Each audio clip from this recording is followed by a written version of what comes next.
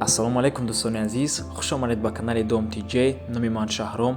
Имрӯз 24 май соли 2021 ва пешкаши шумо 17 хонаҳои фурӯшӣ мегарданд аз Душанбе, Хуҷанд, Бухтар ва ғайра. Бораи ҳамин ҳатман навора то охира тамошо кунед, то ки ягон варианти хуба аз даст надиҳед. Лайк монед ва дар каналмон подписатсия кунед. Бисёри бад гап намезанем, ягон чой дам кунед, мо сараш мекунем.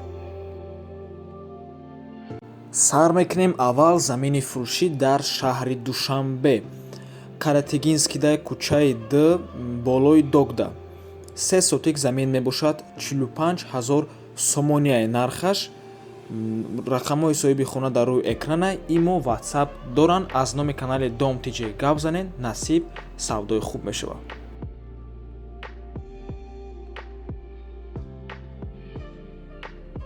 духонага квартира бо масоҳати 41 метри квадратӣ дар дуюм ошёнаи бинои советӣ бо ремонт ва нархаш 65 000 сомонӣ мебошад, бо арзонам мешавад.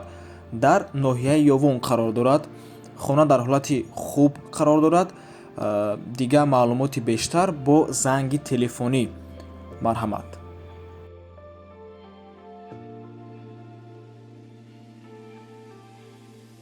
ҳавли фурӯшӣ дар шаҳри Душанбе 5 дар хона 4 сотик замин қарор аст дар ноҳияи Сино 2 шаҳри Душанбе назди масҷиди Меҳкалон 800 метр то роҳи транспортай.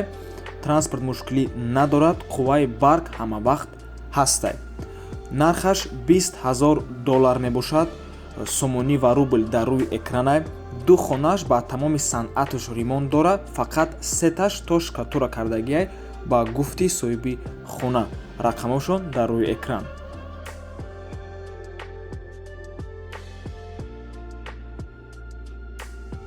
хонаи фурӯшӣ дар шаҳри Ваҳдат 4 сотик замин, 1 калидор, 2 хона бо битони 3 хона, 1 кухнӣ, 1 ҳаммом, битонаш рехтагӣ, медарои зиндагӣ мекунӣ. Нархуш 180 000 сомонӣ мебошад. Рақамҳои соҳиби хона дар рӯи экранай. Имо WhatsApp дорад.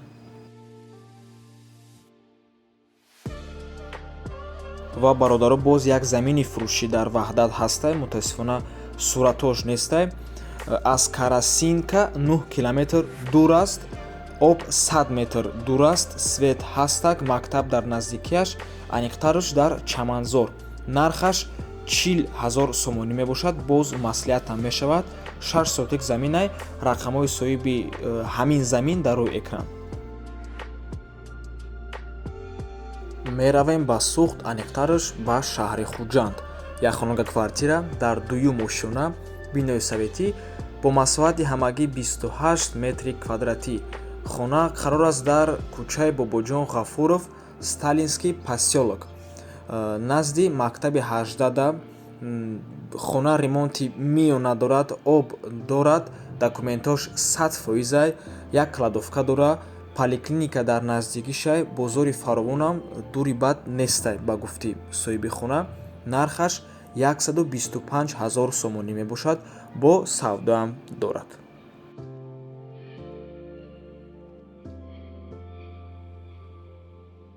як хонага квартира дар дуюм ошёна, бинои советӣ бо масоҳати 35 метри квадратӣ. хона ремонт дорад ва қарор аст дар сеюм микрорайони шаҳри Хуҷанд. Нархаш 160 000 сомонӣ мебошад, бо муомилаам дорад.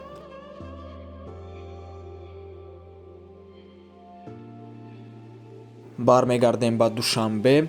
аз ман бисёри бад хоҳиш карданд хонаҳои то 100 000 сомона дар шаҳри Душанбе. ман хела кофтум. ина марҳамат бародаро. як хонага квартира дар якум ошёна, бинои новостройка бо масоҳати 31 метри квадратӣ. хона бе ремонтай, коробка ва қарор аст дар Гипразем, назди бозори Вориси Сомон, бари мактаби 91.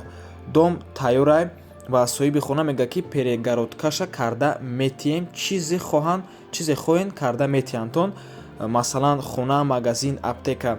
аз поёни хона боз парковка дорад ва ира ба фикрам якум этажам гуфта намешавад, цоколни этаж бигем хубтарай, полуподвал яъне. ва нархаш ҳамагӣ 105000 сомонӣ мебошад. яке аз арзонтарин хона дар шаҳри Душанбе.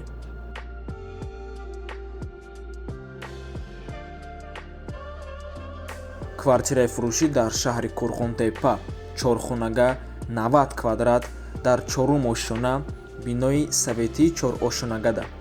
бино сари роҳ мебошад, пеши автодром, дар наздикиш масҷидай, мактаб ҳамагӣ 50 метр дурай, подвал дорад, аз ду тараф балкон, замонавӣ, срочная, нархаш $26000 мебошад. савдо мешавад. рақамҳои соҳиби хона имо WhatsApp доранд.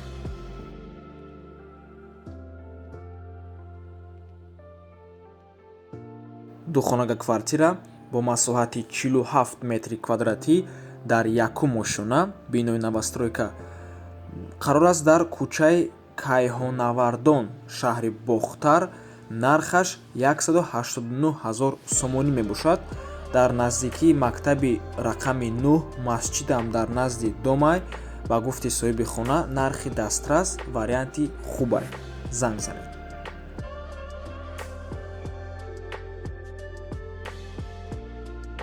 ҳавли фурӯшӣ дар шаҳри Душанбе, ноҳияи Фирдавсӣ. 1.5 сотик замин мебошад. 2 дар хона, 1 калидор, об, свет ҳамавақта ҳастад. нархаш 285000 сомонӣ мебошад. алишам мешавад бо сексия дар шаҳр. бо арзонам мешавад.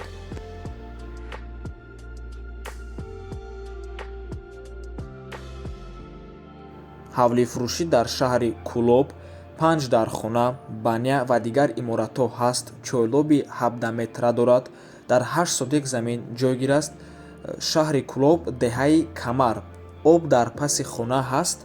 нархаш бо маслиҳат мебошад. срочно фурӯхта мешавад.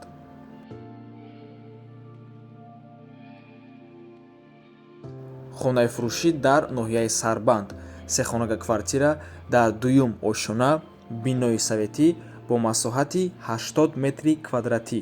бо ҳама шароити зист муҳайё мебошад. термекс, тирезаҳояш пластикӣ, дар маркази ноҳия ба ҳамаи ҷойҳои даркорӣ наздик мебошад. нархаш 180000 сомонӣ.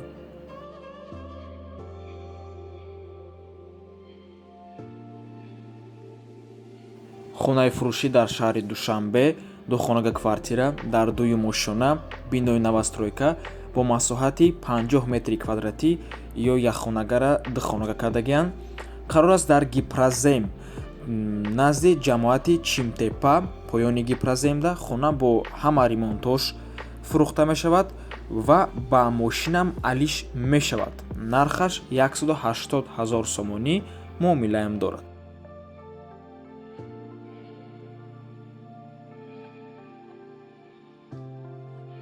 3 сотик замин, 3 дар хона, калидор, баня, ҳамаш 100% бо ремонти миёна, забор қати маҳкамай. нархаш 200000 сомонӣ мебошад. тарафи 9 километр, теппаи Самарқанд, пеши паспортни столушда. бо савдоам дорад.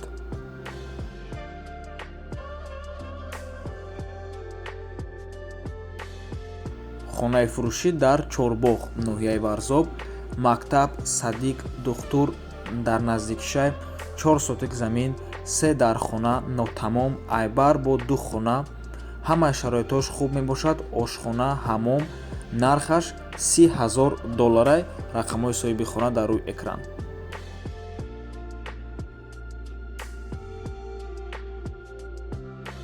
хонаи фурӯшӣ дар шаҳри Душанбе қарор дорад. кӯчаи Навбаҳор, наздикии бозори Гипразем, 4.5 сотик замин, хона 1 этаж бардоштагияй, маналидаш рехтагияй, 2 хонаи времени дора. ай мактаби 98, 80 метр дурай, Садиқ 50 метр, 800 метр бошад. ай бозори Гипразем дурай, масҷидам 50 метр дурай, магазин 10 дона дора. ҳамаш дар наздикии хонаяй срочно фурӯхта мешавад. сабаби фурӯхтани хона проблемаи оилавӣ мебошад. нархаш 375000 сомонӣ мебошад. баъд бародаро соҳиби хона мегӯяд ки агар то 15 рӯза хонара кадоме хара, мошини ВАЗ 2109 падарка мекунемша. Агар 15 рӯз гузашт, мошина наметемша. Суратҳои мошинам дар рӯи экран аст. ҳавли фурӯшӣ дар Шарора. 5 сотик замин, 3 дар хона, отдельна ошхона, оғил. Нархаш 360 000 сомонӣ мебошад. Бо муомилаам дорад, документошам 100% аст. ва ин буд охирон хонаи фурӯшӣ дар имрӯза навор монд. Агар навор ба шумо писанд ояд, ҳатман лайкро фаромӯш накунед. дӯстони азиз, то боздид, барори кор шумода.